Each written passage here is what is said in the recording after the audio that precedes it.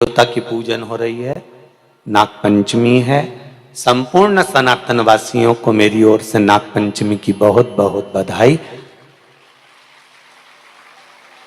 और चौरसिया समाज को आज बहुत बहुत संपूर्ण विश्व की चौरसिया समाज को हमारी ओर से बहुत बहुत नागपंचमी की बधाई हो, क्योंकि पूरा चौरसिया समाज कोई दूसरा नहीं है। संपूर्ण विश्व का चौरसिया समाज मेरे शेषनाग और भगवान के गले में रहने वाले वासुकी नाग के कृपा पात्र हैं, आशीर्वाद के पात्र हैं। संपूर्ण चौरसिया समाज को बहुत बहुत साधुवाद। नागपंचमी, नागपंचमी का मतलब क्या है? सांपों की पूजन करो। नागपंचमी का मतलब होता है शंकर जी के मंदिर में जाकर एक लोटा जल समर्पित कर दो। उसका कारण क्या है कि हमारे परिवार में, हमारे कुटुंब में परिवार में कोई 7 पीढ़ी के अंतर्गत भी अगर कोई जीव तड़प रहा होता है, पड़ा हुआ होता है, उसकी मुक्ति नहीं होती है, तो पंचमी का चढ़ा हुआ जल उस जीव को प्राप्त हो जाता है। और वो जीव, आप यहाँ पर नाग पंचमी पूजन करते हैं नाग देवता की, तो नाग देवता की अगर आप पूजन कर रहे हैं नाग पंचमी पे, तो ये विचार मत करना कि नाग पंचमी पर अपन नाग की पूजन कर रहे हैं। नाग पंचमी के दिन अगर हम पूजन कर रहे हैं तो भगवान विष्णु की कर रहे हैं। किसकी पूजन कर रहे हैं? भगवान विष्णु की। पत्रिका खोलते हैं पंडित जी और कह देते हैं कि काल सर्प दोष है। पत्रिका खोलते हैं और कह देते हैं पितृ दोष है। उनसे मेरा निवेदन है, जिसकी पत्रिका में काल सर्प दोष है, पितृ दोष है, उनसे निवेदन करूंगा, यदि काल सर्प दोष है और आप त्र्यंबकेश्वर जाकर पूजन नहीं करा सकते काल सर्प दोष की, तो एक तांबे के कलश में शक्कर भर लो, उस पे चांदी के 2 नाग नागिन रख लो। रविवार के दिन सिर के पास में, जिस घर में सोते हो, पलंग पर सोते हो, उस पलंग के थोड़ी सी दूर पर उस कलश को रख लो। सोमवार को स्नान करो, सुबह जल्दी उठकर दोनों नाग नागिन की पूजन करो। घर में किसी से ज्यादा बात ना करो। स्नान कर कर, पूजन कर कर, थोड़ा सा कटोरी में कच्चा दूध लेकर उस नाग नागिन पर चढ़ाकर, पूजन कर कर, सफेद फूल 2 चढ़ाकर उस कलश को ले जाओ और शंकर जी के शिवलिंग पर ऐसे अर्पण कर दो। कलश वापिस ले आओ, नाग नागिन शक्कर सब चढ़ा दो।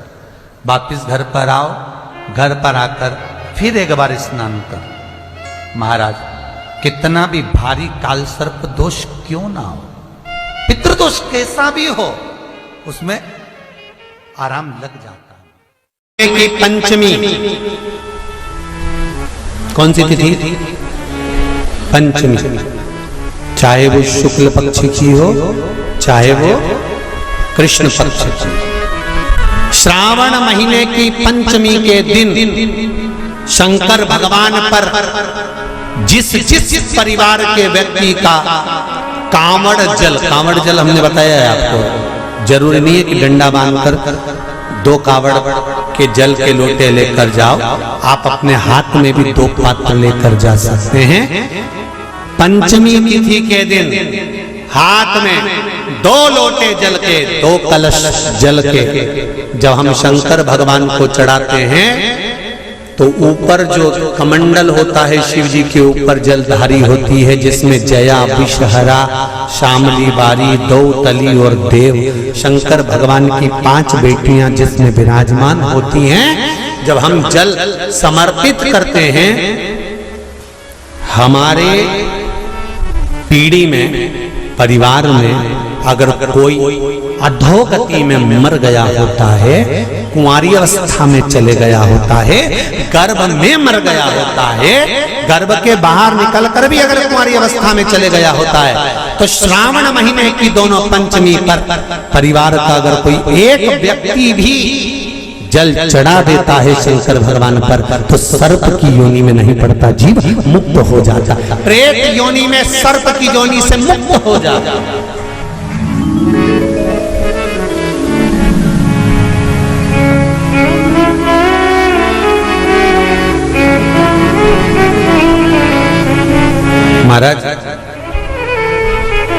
हमारे यहाँ सांपों की पूजन कौन से दिन होती है, कौन सी तिथि में करते हैं? जम के बोलो जरा। नाग पंचमी। नाग पंचमी का मतलब क्या है? सांपों की पूजन करो।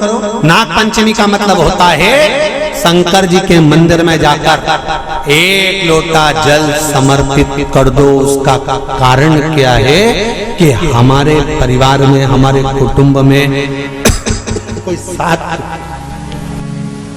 कुटुंब में, परिवार में कोई 7 पीढ़ी के अंतर्गत भी अगर कोई जीव तड़प रहा होता है, पड़ा हुआ होता है, उसकी मुक्ति नहीं होती है, तो पंचमी का चढ़ा हुआ जल उस जीव को प्राप्त हो जाता है और वो जीव तर जाता है, उसका फिर जन्म नहीं होता, वो तर।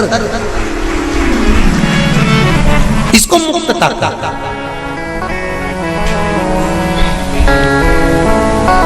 इसको मोक्ष का।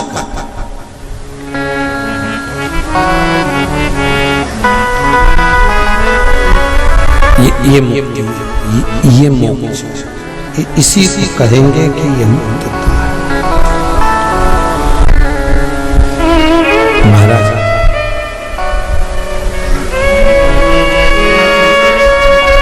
श्रावण में अगर मान लो एक दिन आपका निकल भी गया, 2 दिन आपके छूट भी गए, कोई दिक्कत की बात नहीं है।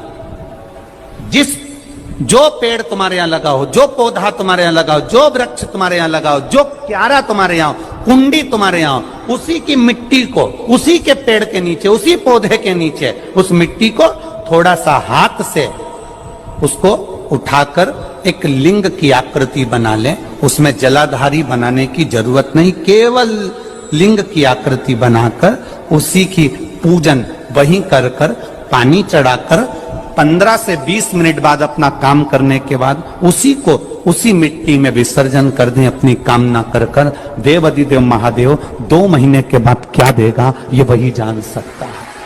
सोमवार के दिन तू मेरे मंदिर के दरवाजे पर चौखट पर बैठ जाना, और दूसरा प्रतिदिन शाम के समय पर तू बेलपत्री के पेड़ के नीचे बैठ जाना। जो तेरी बेल वृक्ष के नीचे सेवा करने आए, जो शंकर जी के मंदिर में सोमवार को जल चढ़ाने आए, उसका जो पात्र जल चढ़ाकर जब वो घर लेकर जाए, उसके पीछे पीछे, पात्र के पीछे पीछे तू जाना और उसके घर में लक्ष्मी का भंडार भरकर आए। लक्ष्मी बेलपत्र के वृक्ष के नीचे तू विराजमान हो जा। उस बेलपत्र के वृक्ष के नीचे जो बुआरी लगाए, सेवा करे, चाकरी करे, एक बेटी को जैसे बड़ा करते हैं वैसे बेलपत्री के वृक्ष को जो बड़ा करे, बेलपत्री के वृक्ष का जो पालन करे, पोषण करे, उसकी संभाल करे, उस बेलपत्री के वृक्ष को जैसे जैसे वो उन्नति करे वैसे वैसे उसके घर में समृद्धि बढ़ते जाए। जिसका खुद का मकान नहीं हो, खुद का मकान नहीं हो, किराए के मकान में रहते रहते जिंदगी बीत रही हो, खुद का नहीं, और बहुत दुख का जीवन चल रहा हो, बहुत कष्ट का जीवन, बहुत अपना खुद का कोई मकान नहीं, मान लो प्लाट है पर मकान बन नहीं रहा, या कोई प्रॉपर्टी अपनी नहीं बन रही, तो हम इस व्यासपीठ से कहना चाहेंगे कि एक प्रयोग अवश्य करिएगा, एक प्रयोग अवश्य। अपने आसपास के 5-6 बेलपत्र के वृक्ष देख लीजिए,